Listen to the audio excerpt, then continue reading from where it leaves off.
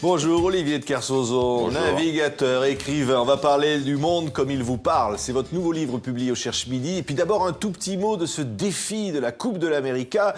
C'est parti, vous allez relever le défi avec la Team France. C'est cohérent, c'est que le bateau de la Coupe América sont des multicoques. Dans le monde, la progression des multicoques depuis 30 ans, c'est 99,9% des travaux français, technologie française, matériaux, mise au point et expérimentation. Parce que sur les 100 meilleurs marins mondiaux en multicoque aujourd'hui, il doit y avoir 80 Français. Donc c'était normal que... On a ce qui est très rare. Ouais. On a les hommes pour y aller, on n'a pas l'argent. Dans l'entreprise, en général, on a l'argent, c'est souvent ce qui est le plus précieux, c'est les hommes. Avec Franck Camas et Michel Desjoyaux, vous allez relever le défi parce que jusque-là, il n'y avait plus de Français dans cette Coupe de l'Amérique. Non, il n'y a plus de Français parce que les gens ne s'entendaient pas. Et nous, on s'est mis tous les trois ensemble de façon très raisonnable. Camas pilotera, Desjoyaux préparera la technique.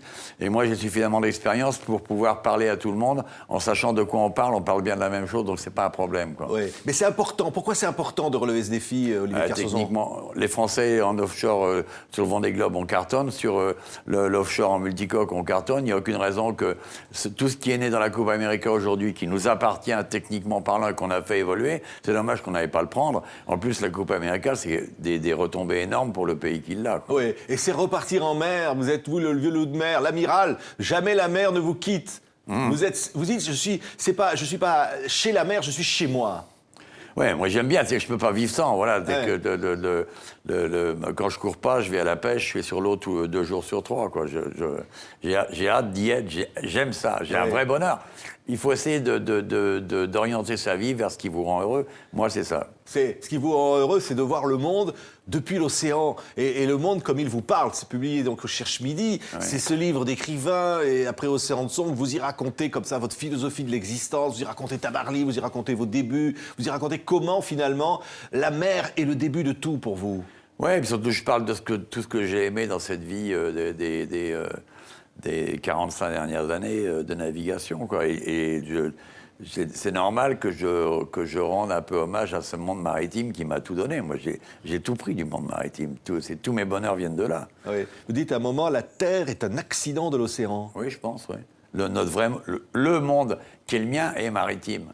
Je me suis souvent demandé ce que devait être le cerveau de quelqu'un qui n'a jamais vu la mer. Quoi. Oui. Que le mien, si on enlevait tout ce qu'il y a eu dans la mer, en émotion, en plaisir, en intérêt, en intensité, il ne resterait plus grand-chose. Quoi. Oui. Vous dites qu'il n'y a jamais eu de dictateurs qui étaient d'abord des marins. Non, parce que le monde de la mer, vous êtes quand même toujours dominé par quelque chose qui vous dépasse vraiment. Et il y a une intelligence appliquée pour pouvoir passer à travers. Et c'est le passage à travers évite les certitudes et les spirales dominatrices. Oui. Elles excitent l'intelligence et la technologie, mais elles ne rendent pas les hommes fous furieux. Quoi. Oui, mais vous dites aussi que les hommes politiques sont des êtres assez médiocres. Vous leur conseilleriez de prendre la mer ? Non, je ne leur conseillerais rien. Ils ne sont pas tous médiocres, mais beaucoup sont vraiment médiocres. Ça. Et ce n'est pas propre à la France, quoi. Oui. Pourquoi ils sont désespérants ? Vous vous dites, quand on est loin, moi, la mer, je m'éloigne, hein, je pars, c'est une sorte de fuite quelque part. Non, c'est pas une fuite, c'est un vrai désintérêt. Je pense que j'ai pas l'impression d'assister à une vraie réflexion généreuse, forte, construite sur ce que devrait être le monde tel qu'on devrait essayer de le bâtir demain. C'est à chaque fois des plans de carrière et autres qui n'ont aucun intérêt. Enfin, moi, c'est comme ça que je le perçois. Oui. Je me trompe peut-être, mais je le perçois comme ça. Oui, mais vous dites aussi, vous avez été marqué par la guerre dans votre enfance. Après, il y a eu mai 68. Vous dites finalement, prendre la mer, c'était balancer ce monde, c'était voir autre chose. Non, c'était refuser d'assister à cette énorme gabegie du bonheur que font les pays constitués. Quoi. Et l'ensemble de nos réflexions nous amène les amènent à des comportements qui ne me font pas envie. Oui. Mais je ne suis pas donneur de leçons. C'est pour ça que je parle de ce que j'aime. Ce que j'aime pas, j'en parle un peu. Je dis oui, bon, les politiques, voilà. Quoi. Oui, mais vous dites, la mer m'a beaucoup pris. Elle vous a pris vos amis, elle vous a pris Tabarly, elle vous a pris... Mais elle vous dit, elle m'a donné beaucoup plus encore. On n'est pas volé. Le fait de vivre dans un monde un peu rugueux, ça évite le sophisme. C'est la conjoncture, c'est pas de notre faute. En mer, c'est toujours de votre faute puisque vous êtes capitaine.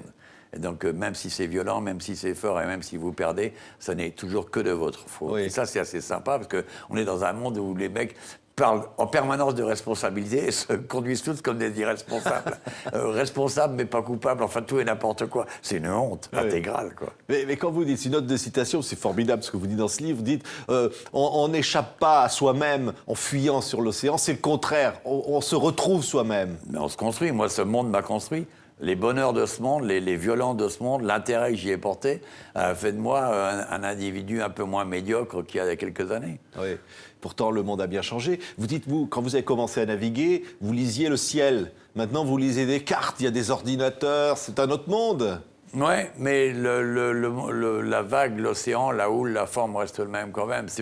Bien sûr, on a des données excessivement précises aujourd'hui, mais ça permet, comme il y a des mesures, ça permet de faire mieux marcher aussi. Ça n'est pas que négatif. Oui. Et qu'est-ce qui fait que vous lisez dans le ciel? Vous dites à certains moments, je loupe un avion qui s'en va simplement pour voir le soleil se lever, pour voir une lumière quelque part, à Brest ou ailleurs. Parce que j'ai toujours pensé que ma vie ne serait pas trop longue et je devais profiter de tout ce qui m'émerveillait dans ce monde.